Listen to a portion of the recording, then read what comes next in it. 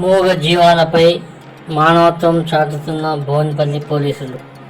నిన్న మండలంలోని వివిధ గ్రామాలు తిరుగుతూ మూగ జీవాలైన కుక్కలు వ్యాధి బారిన పడకుండా వాటికి యాంటీబయాటిక్ మందులను పెరుగన్నంలో కలిపి కుక్కలకు పెడుతున్నారు.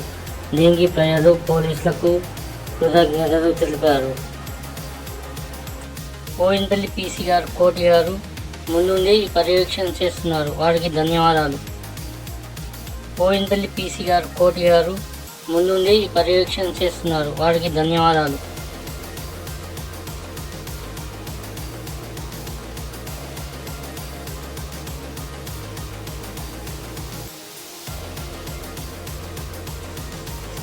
మూగ జీవాలపై మానవత్వాన్ని చాటుతున్న బోయినపల్లి పోలీసులు.